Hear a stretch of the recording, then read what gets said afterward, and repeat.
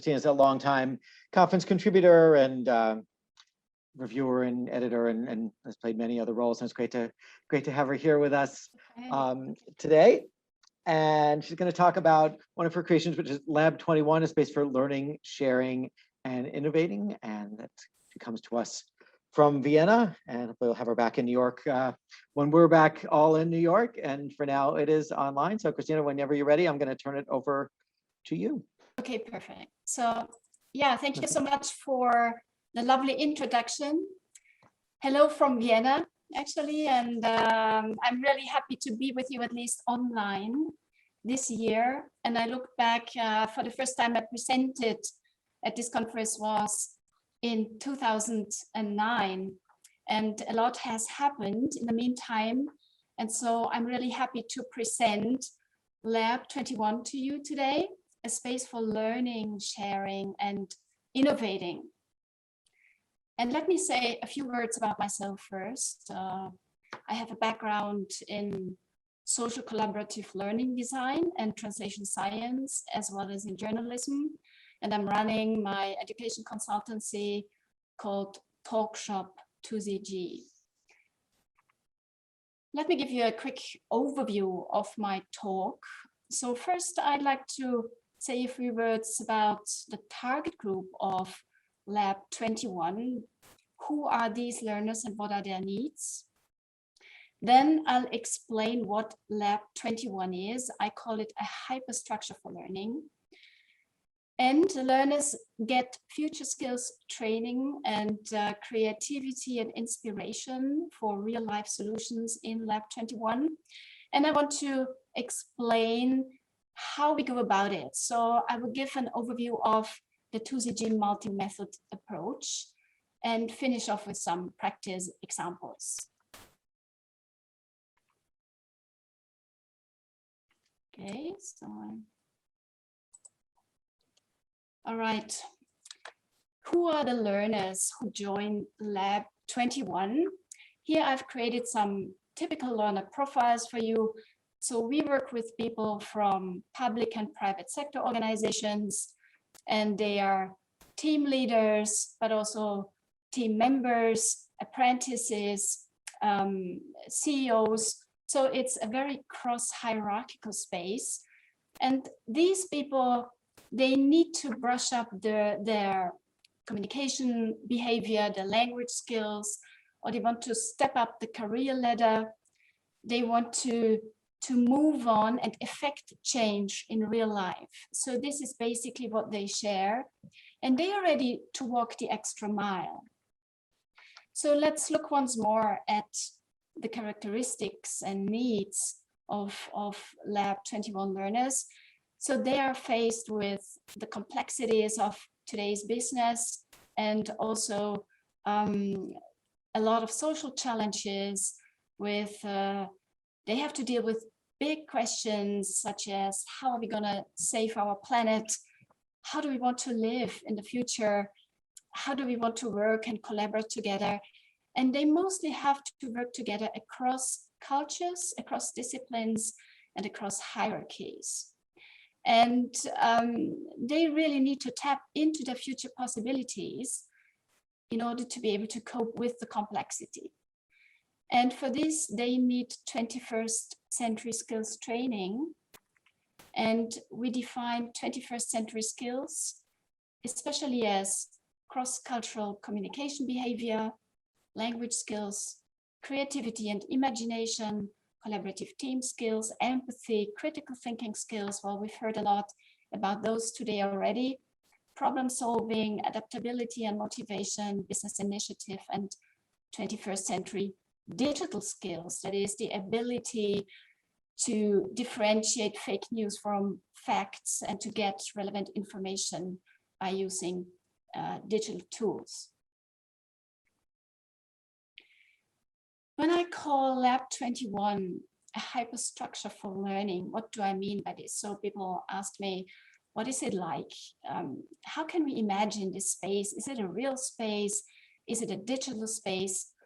And all I can say is it's a flexible collaborative learning environment that can be installed in multiple practice contexts, meaning the learners who come to Lab 21, they share a practice such as initiating a well-being culture in their organization, or taking care of the environment, taking social responsibility, brushing up their communication behavior. So all kinds of topics they deal with. And Lab 21 serves as a kind of hyperstructure that is anchored in this hypercurriculum. Tech is a tool, so we use technology to facilitate learners to communicate with each other, to do assessments, evaluations, to work out targets and goals and all that. But it's always a tool, because Lab 21 provides a human space for learning. And we focus really on human skills, as mentioned before. So what people get there is 21st century skills training with the 2ZG mixed method approach. And here I've tried to visualize once more what the situation in Lab 21 is. So we have a community of learners, they share a practice. So the whole learning environment is based on the pillars of communities of practice, where trust and mutual respect play a very important role. So we facilitate learners so that they can open up and share safely. So another USP of Lab 21 is that we work with fresh artistic impulses. So we use customized content and inspiration from the arts so that learners can connect with their creative power and can come up with fresh ideas and explore new ways of thinking and doing. So sometimes I call Lab 21 also a productive playground, if you want. Reflection and peer feedback play a very important role. And also true diversity. What do I mean by true diversity? We all talk about difference and diversity and that we should make use of diversity. But actually really allowing people to share openly and to come in with their different perspectives and backgrounds and their different points of view. This really asks for respect and patience and paraphrasing and trust. And this is what we try to cultivate in Lab 21. I also said I would say a few words about the 2ZG method that we apply in Lab 21. And 2ZG stands for Content and Context Specific Generic Competency Coaching. Nowadays, we talk about 21st century skills or future skills. And I mentioned the ones that we focus on beforehand. And the learning experience is designed according to the learner's needs, according to their context. So we consider the context of learners, and it's a mix of experiential learning, action learning, self-directed learning, project-based learning, social emotional learning, and systemic interventions. And I think we've heard a lot of great talks already in the first 2 days of this conference about all these learning types. And what makes this 2ZG approach so special is that we make use of artistic impulses from poetry, puppetry, theater, literature, music, and we use those impulses from artists to help people connect with their creativity. So art serves really as a catalyst and allows people to grasp maybe difficult topics, to get a feeling for what's inside them, for breaking out of their boxes, so to say, and explore completely new ways of thinking and doing. And well, the methods that we apply, so we have a toolbox, obviously, and we use storytelling formats like future stories, learner journals, specialized glossaries, peer exchange, specialized media formats like journals, newspapers, podcasts, and a lot of other methods to help and facilitate learners to improve their practice, to train their 21st century skills, and to come up with fresh ideas. And as I explained before, this learning environment is anchored in a hyper curriculum. And the topic of hyper curriculums could be communication programs or media literacy programs, well-being and innovation programs, or one-on-one coaching. Okay, so that was a lot of theory, but Lab 21 is actually all about the practice. And I'd like to give you some practice examples now. One practice example was a workshop series for future programmers. So these are pupils from a vocational college. They are aged 17 and 18, and they are trained to become programmers and media experts. And the topic or the context of our workshop series was identity theft and future skills for programmers. And what we did, we got inspiration from Amphitryon, a theater play written by Molière in the 17th century. And what we asked learners to do was they had to deal with specific scenes of this play and analyze the communication behaviors of the protagonists. And then we asked them to translate these communication behaviors into modern TikTok video formats. And these pupils, they had such a great morning, and they really enjoyed exploring new facets of their personality. So in the feedback, that's what they told us, and they loved it to analyze communication behaviors and try out these communication behaviors and also a lot of different behaviors and put that into modern day video formats. Another example that I would like to share here was a well-being workshop series for a public sector organization. So that was a cross-departmental, cross-hierarchical workshop series. And we had different artists who performed with us. It was actually a hybrid workshop series because it took place in 2020, where we had to go fully online also with Lab 21. And in one workshop, we worked with puppet players. You can see here on my slide, a puppet that served as a well-being officer and gave customized content to really enable workshop participants to think out of the box and to come up with fresh ideas. And then we used again an online brainstorming tool so that participants could work on their goals and their ideas and come up with concrete action steps that they wanted to implement in their real life. So the sessions that we do here, the plan is always that people go back to their office or to their real life and implement action steps. Another practice example that I'd like to share here was a cross-organizational hub that we hosted back in 2019 already.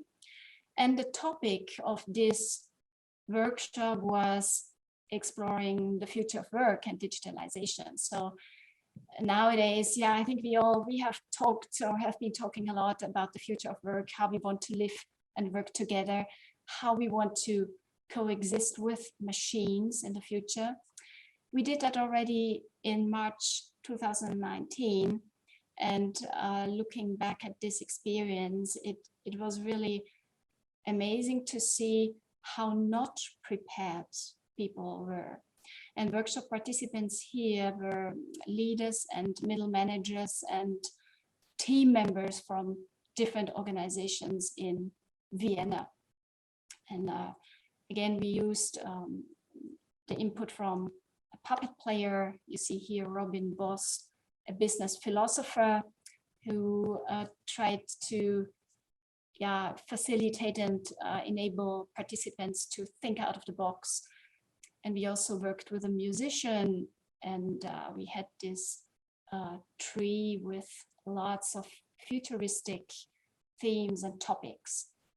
And again, and by the way, we staged this event in a theater.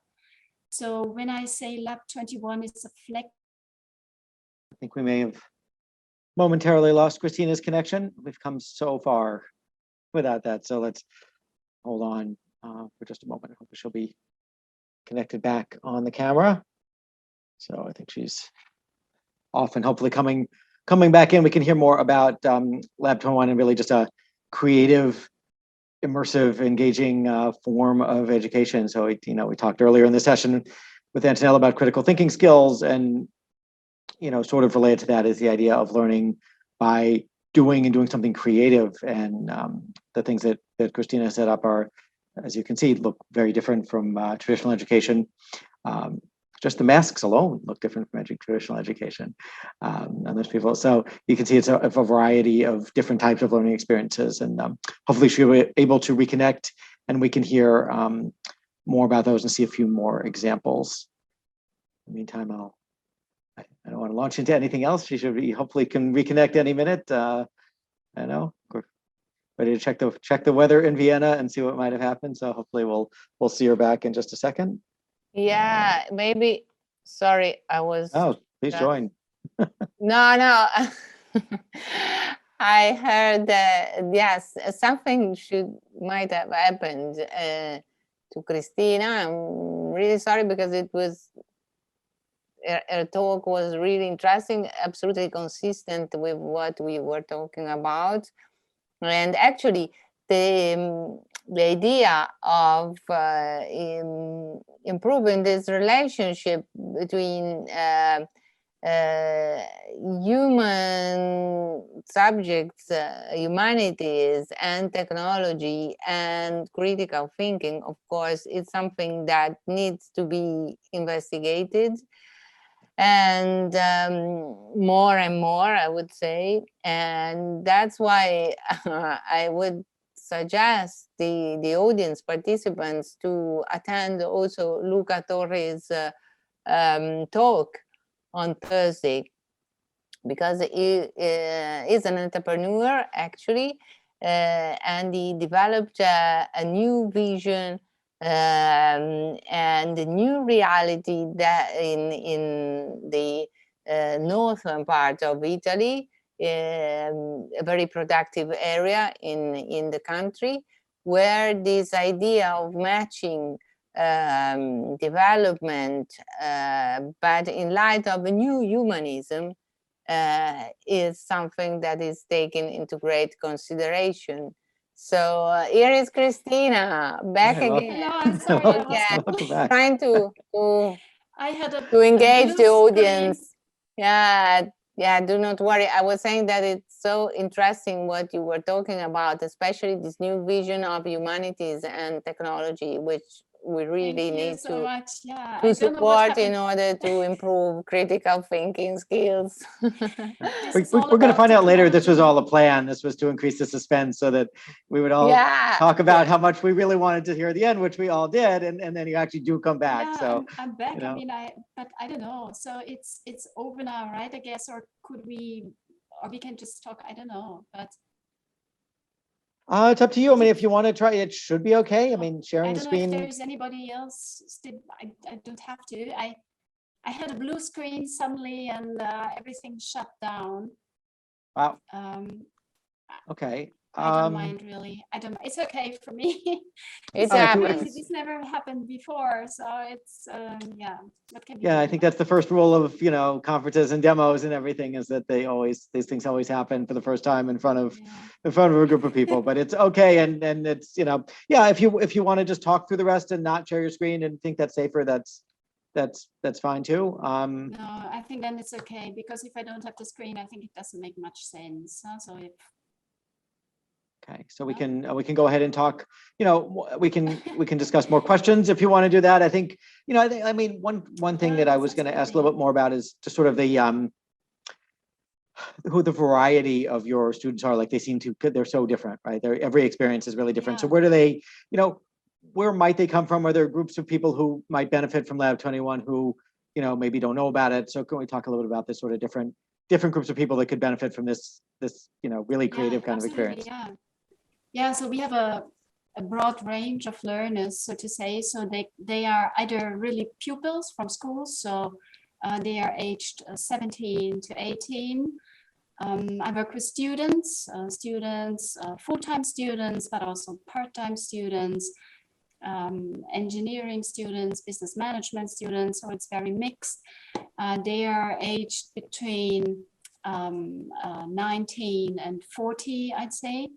And then I work a lot with public sector organizations because the public sector, obviously, they invest probably a bit more into these 21st century skills, at least over here where I am. They are a little more open towards that, let's put it that way. So government officials, and this is very cross-hierarchical. So I work with really managers, middle managers, but also team members. So, and as I said, apprentices, which is also somehow rewarding, because you get a lot of good feedback. I mean, for them, this is very new, and especially most of these people, they are not used to getting confronted with art. So I think this is something that really, excites them in a way, also scares them a bit, and but it's very effective actually. And I work with universities. I think I mentioned that already. Yeah, so it's really a broad range of learners.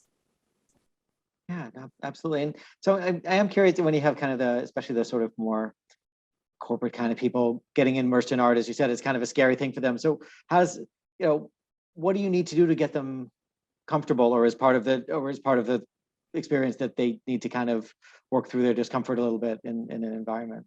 Yeah, that's a great question. First of all, I think it needs a leader, a manager who is visionary enough to say, yes, this is what we want to try. This is what we need, because we need critical thinkers. Well, Antonella said that before.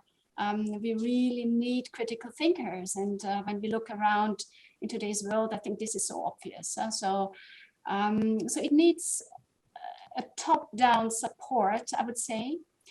And then it needs curiosity and the readiness of people to open up, to walk the extra mile. And I have to say that the trust and the atmosphere that we nourish or cultivate in this learning space, it really helps a lot.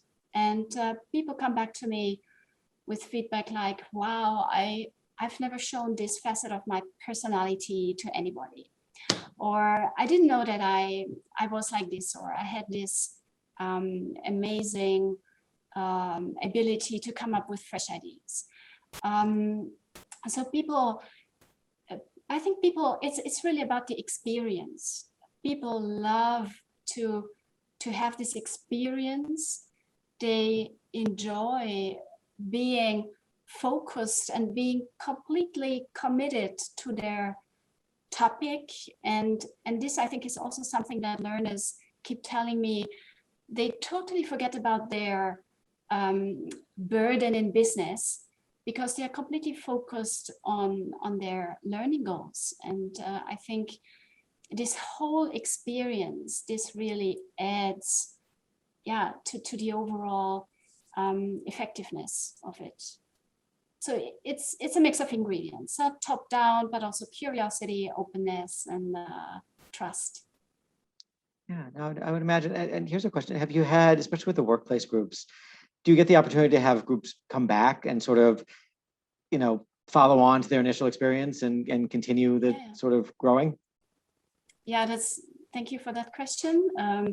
With some groups, I have been working for 10 years. So these people come back over a period of 10 years. Others, they book a semester. Some others, they book a series of free workshops. Others do one event, but yes, people do come back. And I think they do come back because they love the surprise moment. They love the experience. They enjoy the growth. Yeah, and they can see their own growth and they get the feedback. So because of course we have peer feedback and yeah, definitely. Yeah. Do they sometimes come back in essentially the same group that was there earlier, like mostly the same people? Also, yeah, I facilitate groups that come back over years. And a community of practice, as long as they share an interest and as long as this is relevant for them, as long as they see a purpose in coming back, they do.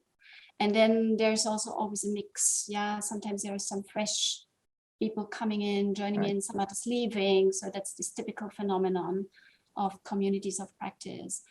But I think maybe in previous days, it was enough for people to ask themselves, what's in it for me?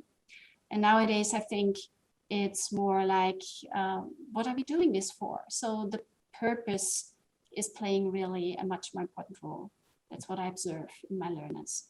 Yeah, no, that makes sense. And I would imagine that you have an effect on their culture then, throughout the year. So they're with you for a certain amount of time, but they take that back, to their environment, to whether it's workplace or university. And, if you get to see the same people in a reasonable form year after year, you can continue to build on that, which is also really nice. And then you just become established as part of the culture of, of the workplace and sort of an extended version of that.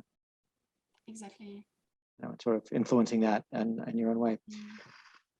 Well, great. Well, then we have, and if there's time for maybe another question or so, anybody has anything else?